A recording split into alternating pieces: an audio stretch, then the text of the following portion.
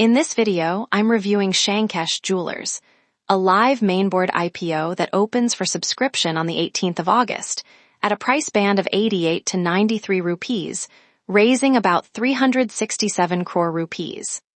The pitch on the cover looks tempting: fast growth, a 50% return on equity, and a price-to-earnings multiple, the share price measured against 1 year's profit, of under 13. My read: that cheap-looking number is hiding something.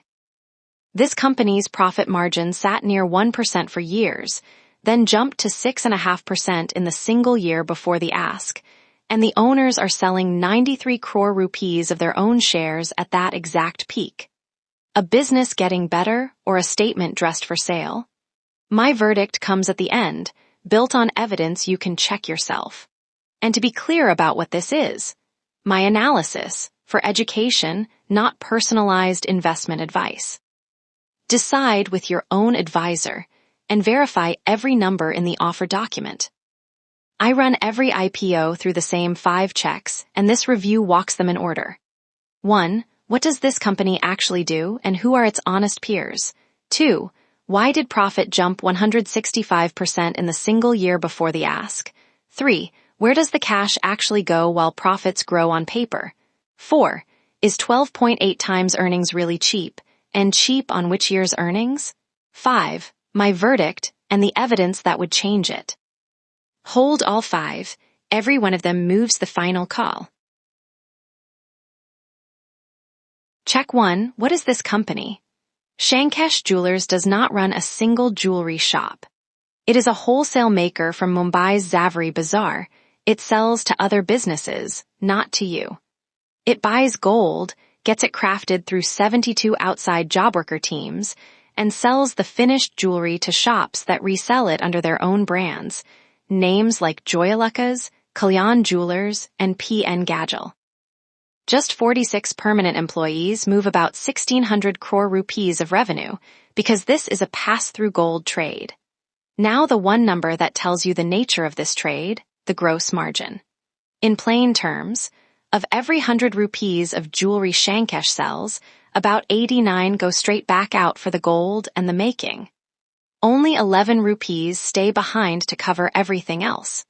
And the orders come orally, no long-term contracts on either side. A maker one step behind the counter, on thin margins. Keep that picture, my whole review rests on it.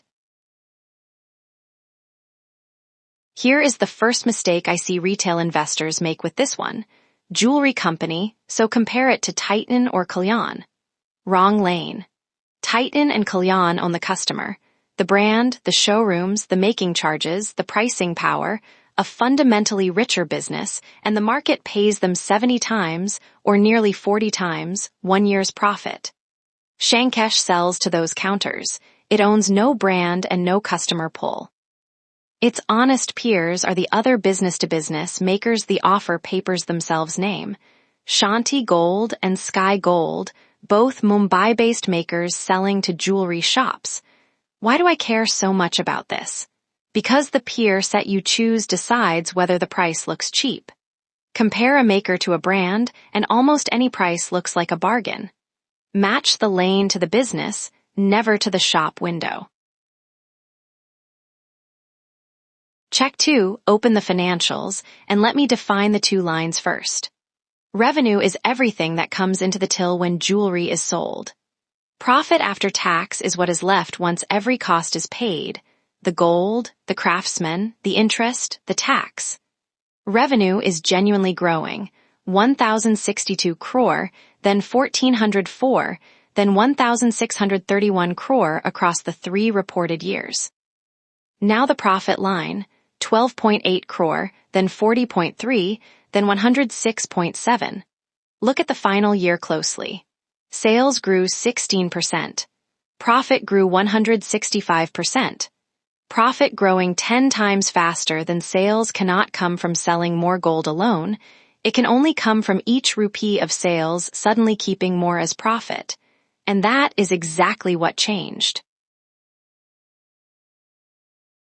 So turn it into a margin, because margin is where this story lives. Net margin is a simple idea, Out of every 100 rupees of sales, how many rupees end up as profit? For years, Shankesh kept about 1 rupee of every 100, then about 3. Then suddenly 6.5 in the exact year before the company asks for your money. Remember the ceiling from check 1? Only 11 rupees of every 100 survive as gross profit, so 6.5 means more than half of that thin slice suddenly dropped through to the bottom line, something this company has never done in its own reported history.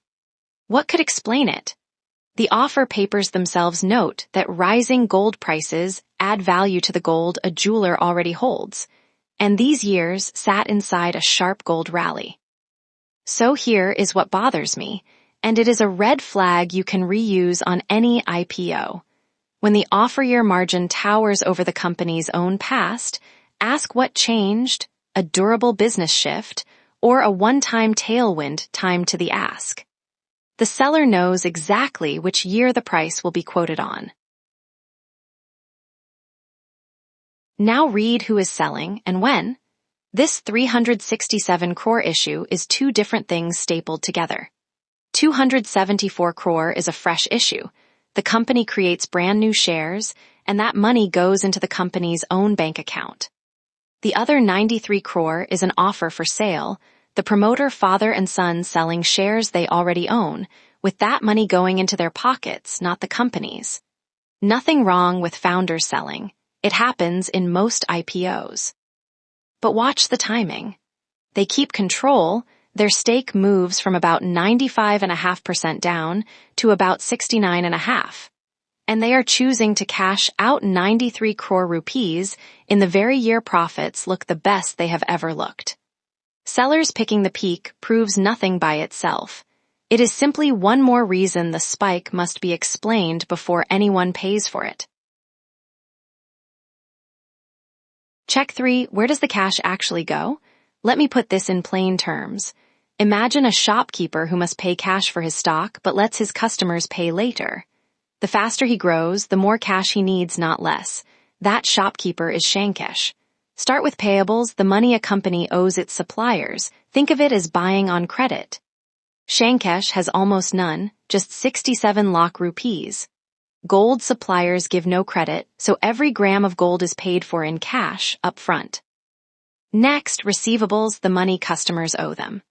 The jewelry has shipped, but the cash has not come back yet. That number doubled in a year to 79 crore. Then inventory, the gold sitting on shelves and workbenches, already paid for, not yet sold. It climbed from 126 crore to 162. Put the 3 together. Cash goes out first, comes back late, and more of it gets stuck in gold every year. So where does the money come from while it is stuck? Borrowed, bank working capital lines, drawn to 159 crore rupees. Every step of growth spins this treadmill faster and borrows the difference. Now the test I trust more than any profit line. Cash. Profit is an accountant's calculation, cash is a fact. Operating cash flow simply counts the actual rupees that came in from running the business, minus the rupees that went out. And here is what it shows. In every one of the 3 years the draft papers report, this business consumed more cash than it produced, negative, all 3 years, even while reported profit climbed from 12 to 40 to 107 crore. The profit lived on paper. The cash walked out into gold and customer credit, exactly as the treadmill predicts. One caution from my side. For the latest year, the operating cash number was not verifiable in secondary coverage. Check that line yourself in the RHP, the company's official offer document, in its cash flow statement. But the pattern is the point. When profit rises year after year while operating cash stays negative, growth is not paying for itself. Something else is paying for it, and we have already met that something, the bank debt on the treadmill. Follow your application money. Of the 274 crore the company itself receives, 158 crore repays working capital debt, the very borrowings the treadmill created. Another 38 crore becomes more working capital in this trade that simply means more gold. The balance goes to general corporate purposes, a catch-all bucket. Notice what is missing. No factory, no shops, no new capability. There is no growth project in this plan at all. That fits an asset-light maker, but be clear-eyed about what this offer is. Mostly a cleanup of yesterday's borrowing, plus the promoter's own cash out, not a growth build. Cutting debt does lift profit because the interest saved is real, but it is a one-time arithmetic boost. And as the business grows, the same treadmill starts rebuilding the same debt. Run the asking price against two different profit years, and watch the same offer turn cheap and expensive at once. Price the whole company first. 14.7 crore shares times 93 rupees prices the whole company near 1,367 crore rupees. That market value, divided by the offer-year profit of 106.7 crore, gives about 12.8 times earnings. In plain terms, you are paying 12.8 years of this year's profit for the whole company. That is the number the marketing quotes. Divide the same market value by the previous year's profit of 40.3 crore instead, and you get close to 34 times earnings for the identical company at the identical price. So the honest question is never, is 12.8 cheap? It is, which year's profit will repeat? If the spike holds, you paid 12.8. If profit mean reverts even halfway, you paid close to 34, the most expensive maker in its lane. Market value near 1,367 crore rupees, 12.8 times on the spike year, close to 34 times on the normalized year, one price, two multiples, and the buyer's answer depends entirely on which profit repeats. The trap, a low PE computed on a one-off best-ever year, is not a cheap price. It is a bet, priced as a certainty, that the best year is the new normal. Now align the metric with the honest peer lane from check 1, same business, same multiple basis. Shanti Gold, a maker of similar size and model with steadier margins, trades near 10 times earnings.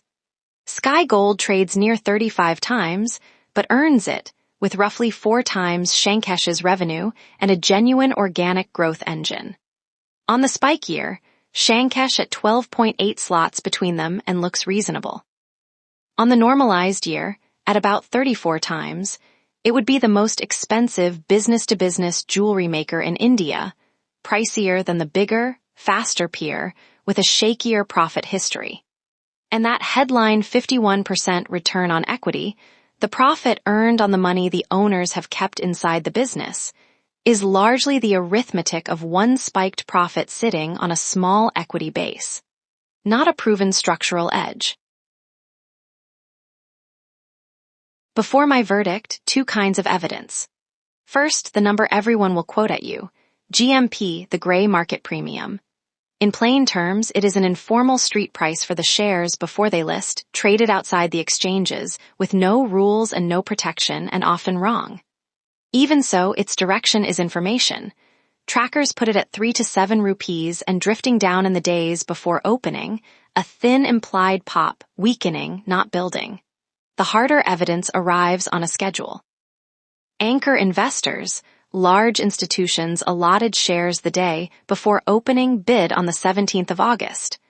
A list of quality names would be the one genuine upgrade to the short-term case. Then, watch day 3. Institutional demand above 10 times the shares on offer would mean the professionals disagree with my caution. Neither had appeared when I wrote this review, and both are checkable before you decide anything. Check 5, my call. Assemble the evidence. A thin margin maker on a working capital treadmill, a profit spike with no structural explanation in the year of the ask, owners selling 93 crore at that exact peak, cash leaving the business in every verifiable year, and a price that is only cheap if the best year repeats. My call, avoid. For a first-time or long-term investor, the risk at 93 rupees sits with you, not with the seller. The pure listing gain trade is low conviction. If I were allocating anything there, it would be risk money only. And only if both hard evidence slots fill, a quality anchor book, and day 3 institutional demand above 10 times. If you simply like the jewelry lane, proven makers already trade at known prices. And because a verdict is only as honest as its reversal test, here is what would change my mind. 2 consecutive quarters after listing holding a 5% net margin with positive operating cash flow, or the price falling toward 55 to 65 rupees. Verdicts are conclusions from evidence, and new evidence is allowed to change them.